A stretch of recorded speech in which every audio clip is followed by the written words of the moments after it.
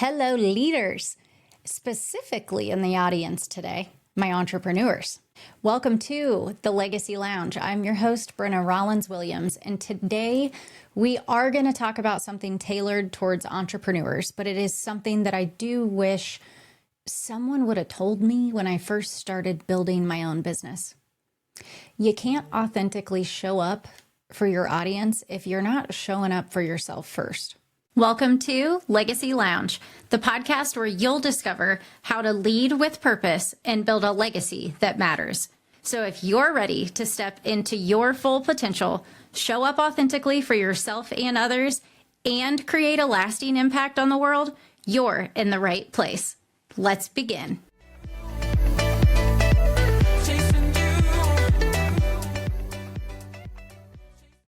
So this episode is about self-leadership.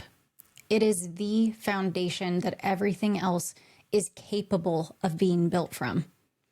And I learned this lesson the hard way through a house fire, a business built from my savings, and the realization that leading others starts with leading yourself. So let me paint you a picture. About a year and a half ago, my childhood home in Indiana caught fire. My mom and sister were inside with their pets. They got out safe, but everything except what mattered most, which is them, was gone. Our story, our purpose, and determination to turn that pain into power came right into action. And I remember flying home and standing on a bunch of ashes next to my mom and my sister of what was my childhood home I grew up in. And my first thought wasn't about the material things that we had lost. It was actually about the business that I was also trying to simultaneously build. The people that I was serving now in a new environment, and how I was going to show up for them when my own world felt like it was also falling apart and I needed to be there for my family. But that house fire taught me something pretty profound about entrepreneurship. Your external circumstances do not have to determine your internal capacity. But your internal capacity absolutely determines how you respond to external circumstances. You see, I built Legacy Fulfilled entirely from our personal savings. After walking away from my six-figure corporate role at Target, after choosing integrity over a comfortable salary, I had to learn how to lead myself through uncertainty, through the financial pressure, through the vulnerability of starting over. And here's what I discovered. The entrepreneurs who thrive aren't the ones who never face challenges. They're actually the ones who have mastered the art of leading themselves through challenges. So what does self-leadership actually look like? I've broken it down into 3 foundational pillars that I do believe every entrepreneur needs to master. And I call them own your story, master your mindset, and build from the overflow. So let's start with the first one. Own your story. Here's something I see all the time in the entrepreneurial world. People trying to hide the messy parts of their journey. They want to present this polished version of success and this highlight reel that makes you look like everything is coming easy. Here's the truth.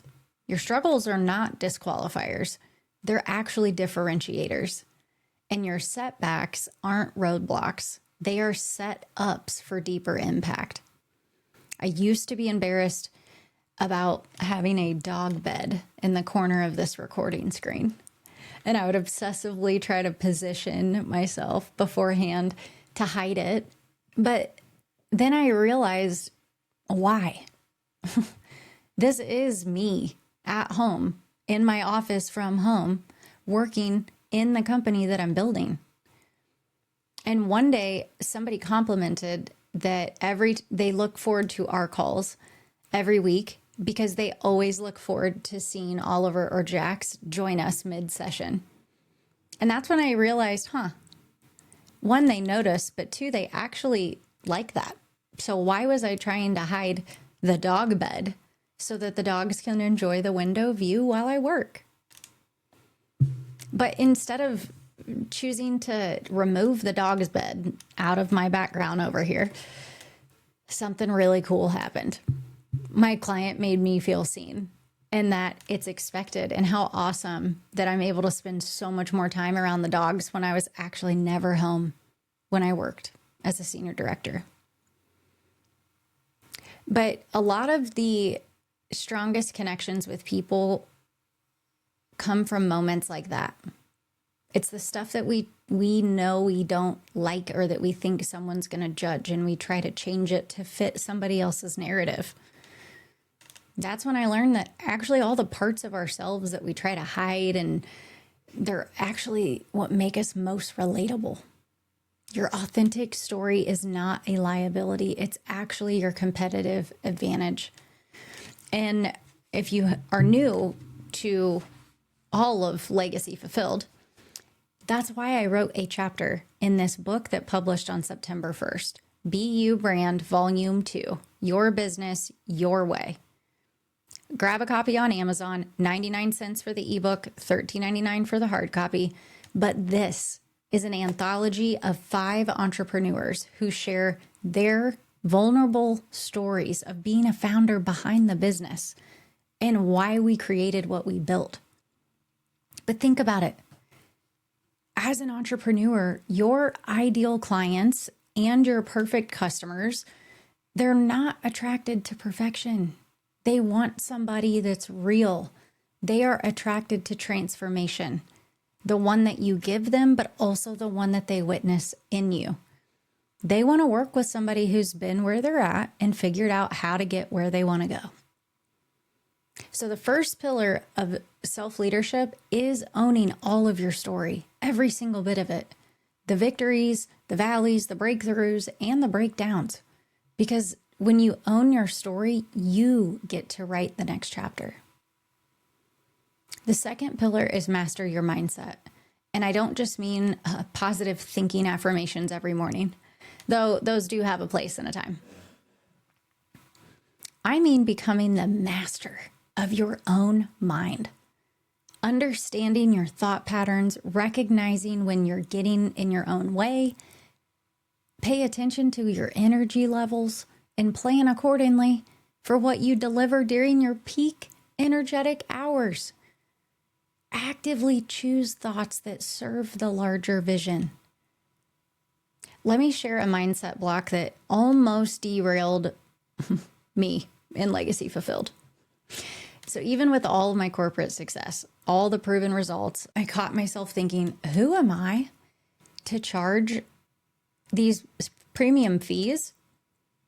Who am I to position myself as an expert? Sound familiar?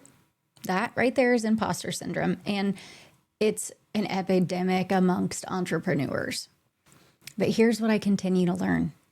The voice isn't telling you the truth about your capabilities. It's telling you the truth about your fears.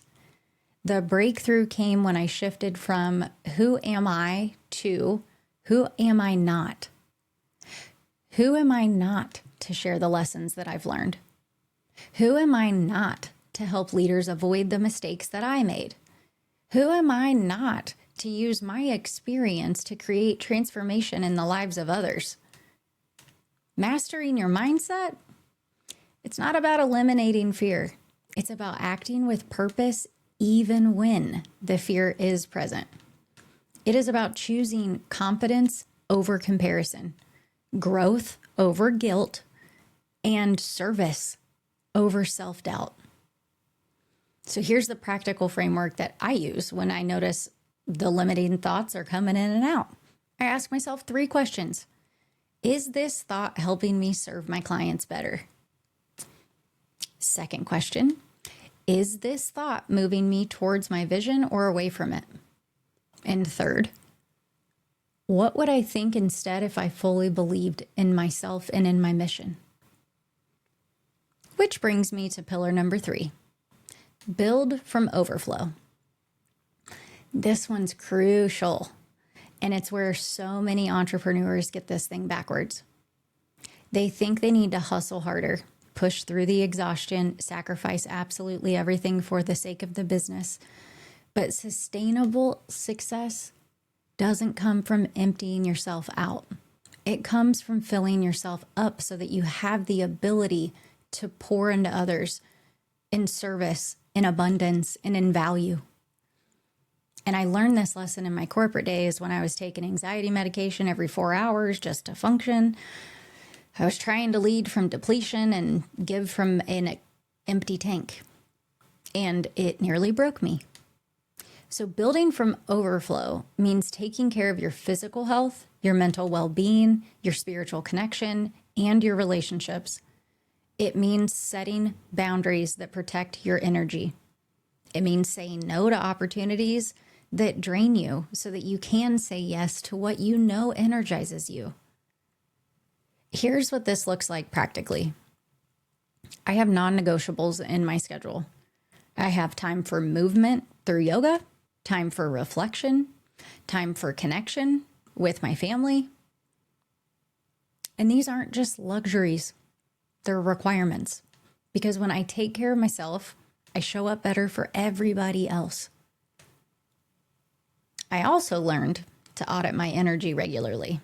I ask myself pretty often, what activities, people, or commitments are giving me energy and what is draining me right now? And how can I design my business to maximize the first and minimize the second? This isn't about being selfish. It's about building something sustainable, me, in order to build my business to be the same. You can't pour from an empty cup, and you can't lead others to a place that you haven't been yourself. So let me bring this all together with a challenge for you. This week, I want you to do 3 things. First, write down your story. Not the polished version, but the real version. What challenges have you overcome? What lessons have you learned? What transformations have you experienced yourself? And then ask yourself, how can this story serve the people that I'm meant to help? Second, identify one limiting belief that's holding you back. You probably already have one popping up in your mind. That thought that whispers, you're not ready. You're not qualified. You're not enough. Write it down. Then rewrite it from a place of service and purpose. Third, do yourself a favor and do an energy audit. For 1 week, track what gives you energy and what drains you. When you see it on your calendar, are you excited, or is it like the type feeling? Commit to one small change that increases your overflow by something that energizes you intentionally. You know that house fire that I mentioned at the beginning of this episode? It also gave me something invaluable. It clarified what really matters. It stripped away all of the non-essentials and revealed the core of who we are and what we're here to do. And your entrepreneur journey will have its own fires, moments when absolutely everything is crashing, feels super uncertain, and when you're forced to dig deeper than you actually thought was even possible. But here's what I want you to remember. Those aren't the moments that break you. Those are the moments that make you. Self-leadership is not a destination. It's a daily practice. And it's choosing to own your story, master your mindset, and build from a place of overflow, even when it's hard, especially when it's hard. Because here's the truth. The world doesn't need another entrepreneur who is burnt out, stressed out, and trying to fake it till they make it. The world needs entrepreneurs who are leading themselves so that others can't help but want to follow and do the same. If today's episode is resonating with you, I would love to hear about your self-leadership journey. Connect with me on LinkedIn, share which pillar you're focused on. And until next time, remember, you can't lead others where you haven't been yourself. Lead yourself first. Everything else follows.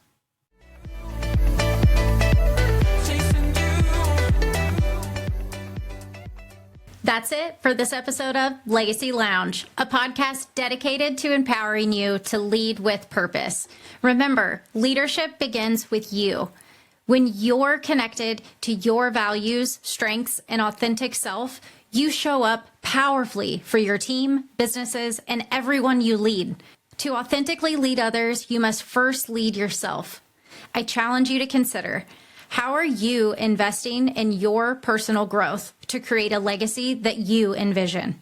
Thank you for joining me in the Legacy Lounge. If this episode sparked any thoughts or inspired action, I'd love to hear from you. I'm your host, Brin'na Rollins-Williams. Connect with me on LinkedIn or other socials, and let's continue the conversation. Remember, your legacy is built one intentional step at a time.